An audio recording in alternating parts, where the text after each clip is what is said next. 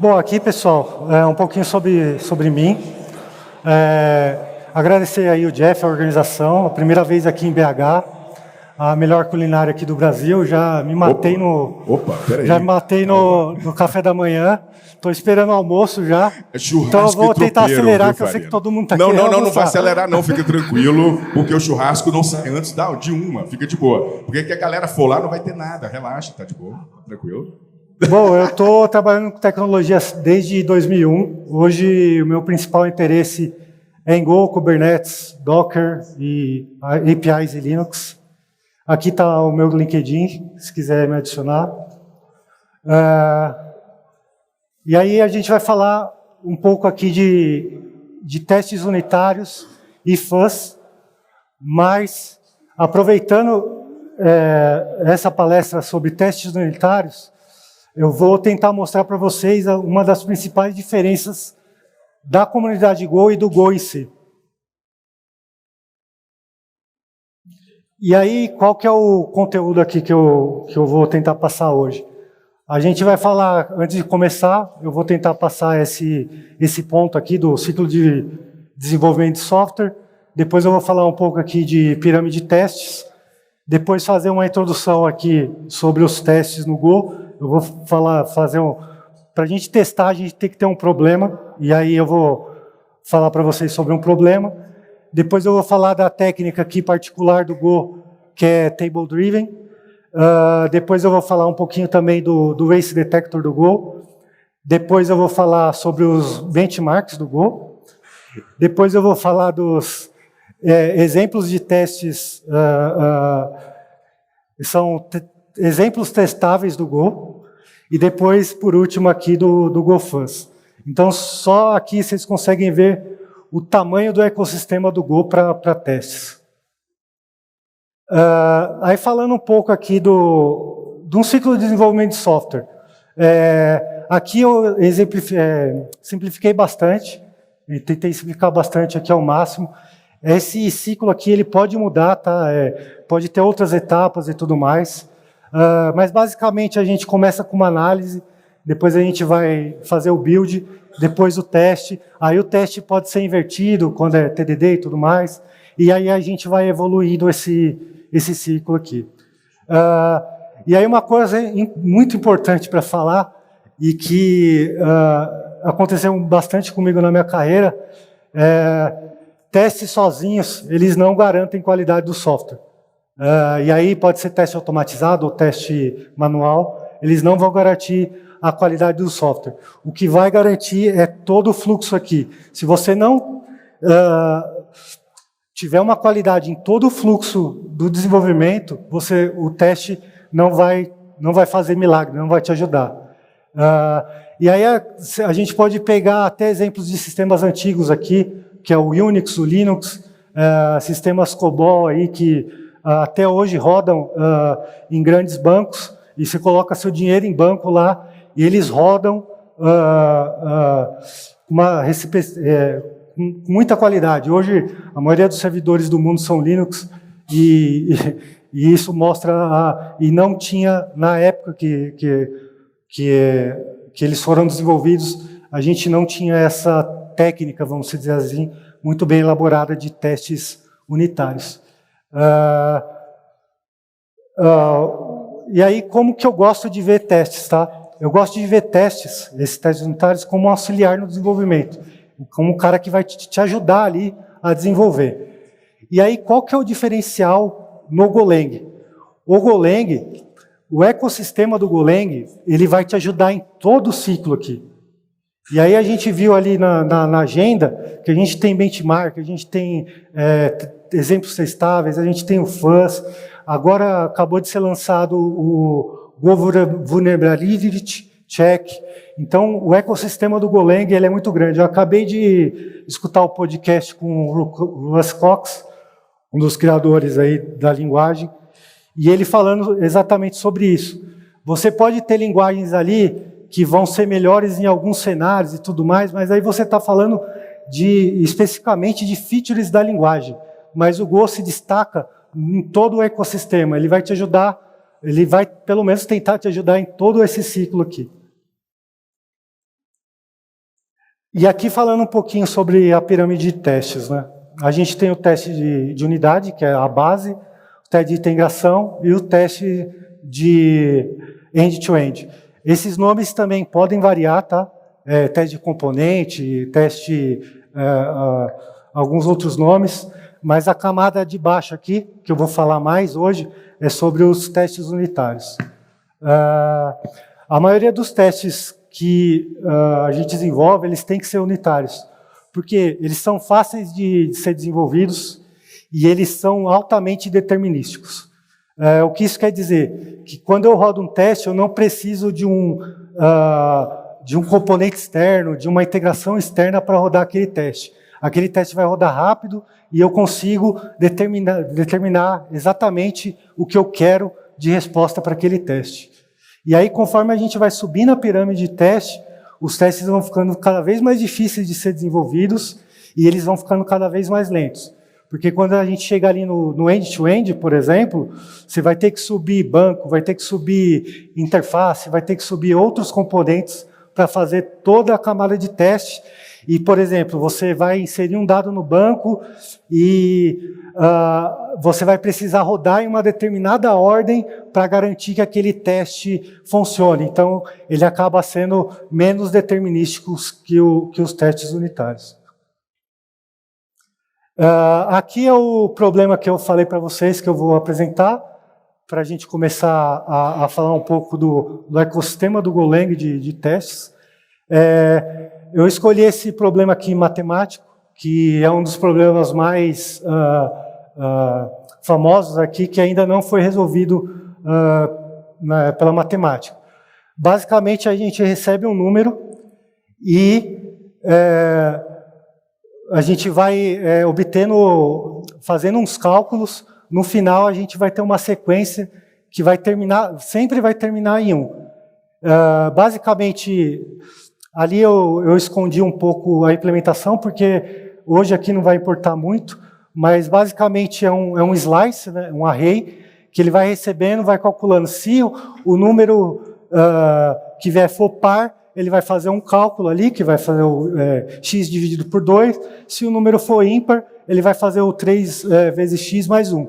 E no final, se eu receber aqui, por exemplo, 10, ele vai fazendo 10, depois ele vai calcular, vai fazer dividido por 2, né? 5, aí depois o 5 é ímpar, ele vai fazer o vezes 3, mais 1, 16, e assim vai, e essa sequência sempre termina em 1. E aí aqui a gente vai começar a criar o primeiro teste para isso, um teste de unidade. A gente vai colocar o nome da função e vai começar com um teste maiúsculo e colocar a função que a gente está testando. Os editores, tá, o IntelliJ, o VS Code e todos os outros possíveis, acho que até o Sublime, eles já têm uma integração bem legal com o Golang, que você consegue, a partir da sua própria IDE, rodar o teste e debugar o teste. E você pode rodar ele também através da linha de comando ali, fazendo -v, e aí você vai ver o cenário. Normalmente esse cara aí você vai rodar na sua esteira por linha de comando, você vai ver os outputs desse teste e tudo mais. E você pode também escolher rodar ali pela linha de comando só um teste. E aí você passa uma regex ali, que você quer rodar só um determinado teste, que inicia, nesse caso aqui, é um teste que inicia com teste, né? E tem até o final ali tem que ter um Z. E aí ele só vai rodar esse teste aqui nesse cenário.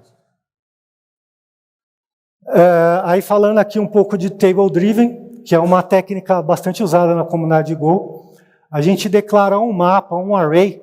De vez a gente ficar fazendo vários testes ou vários ifs, várias funções para fazer o teste, a gente cria esse mapa e coloca ali o que eu espero desse teste.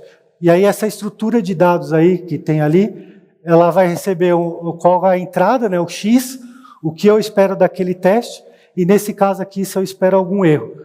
E aí, no final, a gente faz um for em cima desse mapa, e roda para cada cenário ali, a gente roda o teste e faz executa a função que a gente tá testando ali, e aí ele vai fazer esse loop até acabar esse table driven aqui.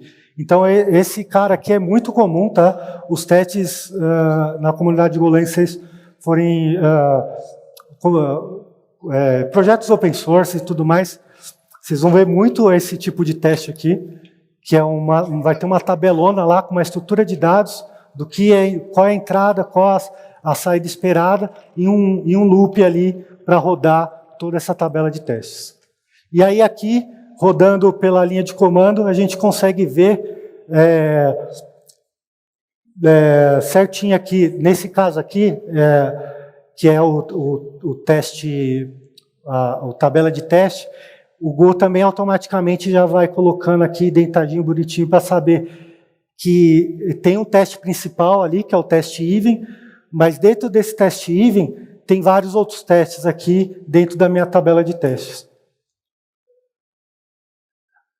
Aí falando um pouco do Race Detector, eu coloquei ali uma função para uma Go Function, para cada interação ali disparar uma Go Routine para fazer aquele cálculo lá desse problema do coletes.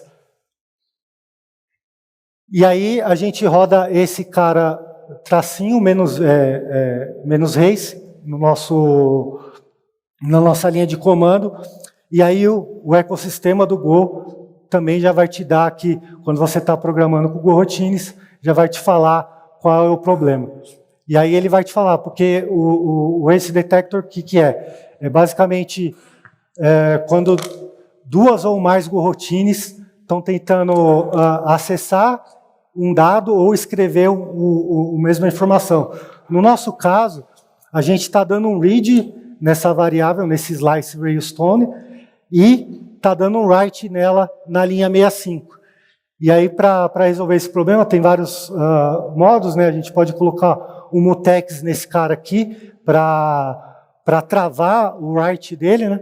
E aí, quando for fazer o write nesse slice, ele não deixar fazer read, né? Então, aquele bloco vai ser...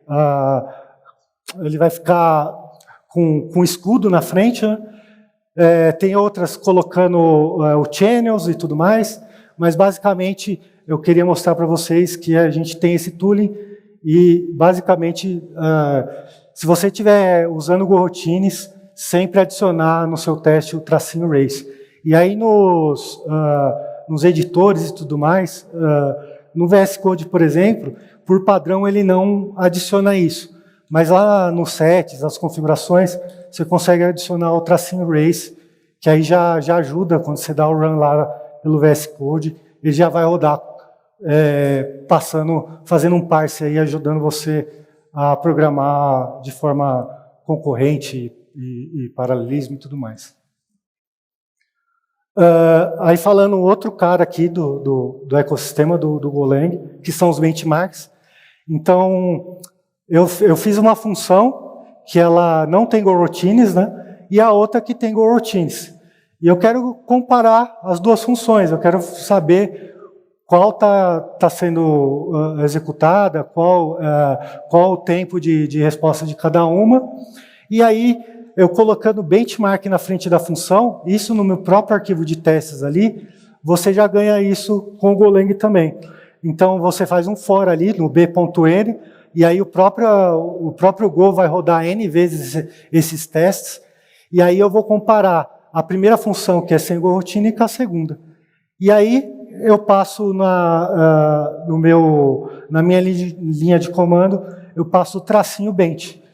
E aí tem essa outra opção que você pode fazer um benchmark de memória também, passando um tracinho benchman. E aí o que vai acontecer? O Golang vai executar todos os benchmarks que estão dentro do seu arquivo de testes lá, e aí ele vai... Aqui ficou um pouco estranho aqui embaixo, mas ele vai te mostrar, no meu caso aqui do meu computador, eu acho que são 4 cores e 4 threads. Ele conseguiu abrir 8 threads em paralelo para conseguir, para começar a disparar testes ali de cada uma dessas funções. A segunda coluna ali é o tempo de execução que cada função foi executada, né? Uma média, né? O segundo ali é a média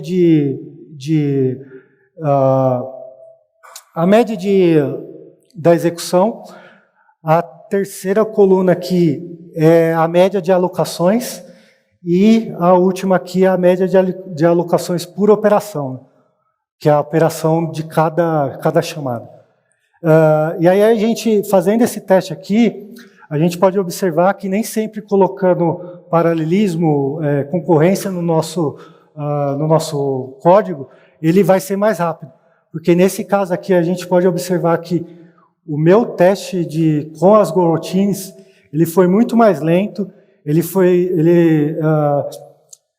precisou de mais memória, ele executou menos vezes, então nem sempre adicionando concorrência no seu código vai melhorar a performance.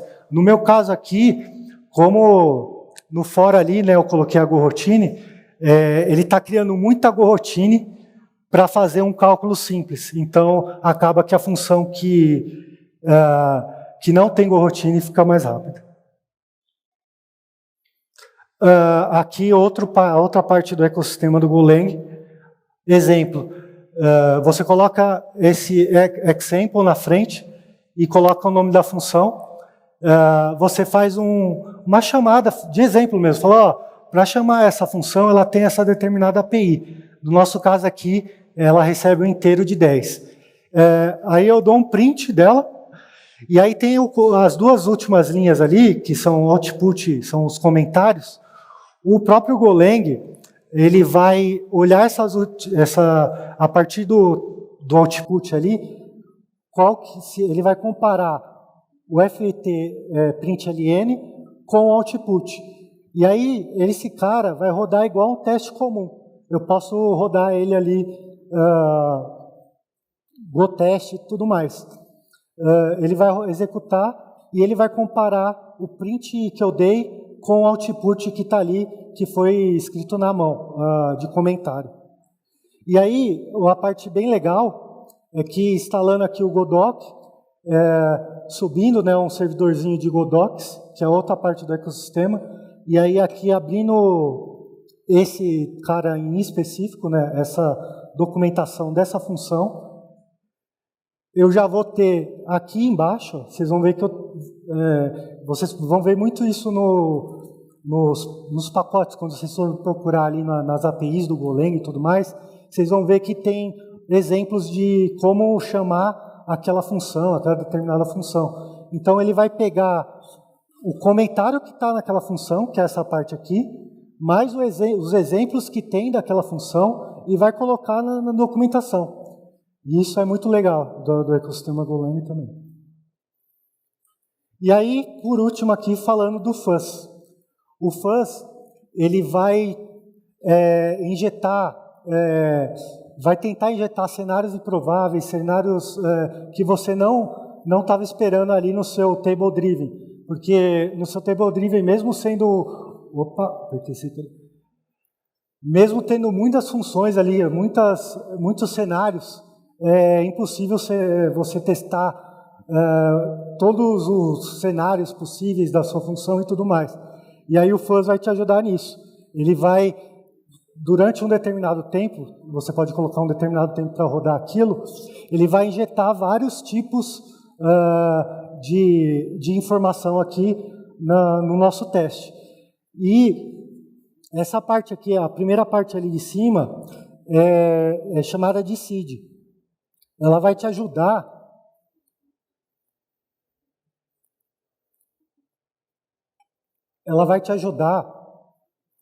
quando você tem uma estrutura ali, uma struct que ela é muito complexa, você vai fazer um seed, né? Você vai ajudar o fuzz a criar inputs para o seu teste. E aí a parte ali que está o f.fuzz, você vai passar a função, que o primeiro parâmetro é um teste, e aí depois do primeiro parâmetro são os inputs necessários para fazer o teste da sua função. E aí ali eu estou chamando o Collatz, né, passando o x. E aí quando eu rodar esse teste, o Go vai tentar inserir vários tipos de inteiros, no meu caso aqui, vários tipos de inteiros no meu teste. E aí no meu caso ali eu estou falando, se der erro, eu vou executar ali, dar um fatal e parar meu teste. E aí, no outro cenário, eu sei que no meu problema específico, eu sei que sempre o último elemento ali do slice tem que ser 1, né? Porque dado um número ali, no nosso problema, no final desse cálculo ele tem que ser 1. Então, o último elemento não pode ser diferente de 1. E aí aqui, pode ver que o fuzz, a gente não consegue ter muito determinismo também nesse teste. Então a gente tem que fazer alguns trade-offs aqui para conseguir fazer o fuzz executar ali, né, a sua função. E aí, como eu executo o fuzz? Eu passo o tracinho fuzz, eu passo o nome da fuzz que eu estou tentando executar. E nesse caso aqui, eu não passei um tempo. O tempo é tracinho fuzz time, e aí você faz 10s, né? Ele vai executar aquele fuzz por 10 segundos. Mas aqui eu não passei, ele começou a executar, ó, e aí já deu um fail. Ele já encontrou aqui, ó, que quando ele passou menos 77 para a minha função, deu um erro não esperado, e ele já notificou isso. E aí, no seu diretório lá, né, no seu repositório, ele vai criar esse arquivo ali, ó, esse arquivo com esse hash aqui. E aí eu consigo executar esse hash, só esse teste em específico. Então ele vai criar um cenário em específico com menos 77. Então o que eu vou fazer? Eu vou lá, vou corrigir minha função lá de Collatz, vou colocar, se o número que está vindo for negativo, eu não vou aceitar, né? E aí eu continuo a função. Aí eu consigo dar um go run, exatamente como está ali, ele só vai rodar aquele menos 77, e se você quiser subir para o seu repositório, e lá no seu repositório você quiser rodar esse determinado teste, também esse cenário, ele vai ser criado. E aí eu posso executar de novo para o GoFuzz, para ver se ele vai encontrar algum outro input que vai quebrar minha função. Aqui são as referências que eu usei para essa palestra. O que eu queria destacar é esse livro aqui, Same Mistakes and How to Avoid Them, acho que é Teiva. Esse livro é muito legal, é espetacular. Eu já cometi aí praticamente todos os erros que ele fala nesse livro, e eu me baseei muito no que ele fala ali do livro para fazer essa palestra. Bom, é isso, obrigado pessoal, e quero perguntas aí.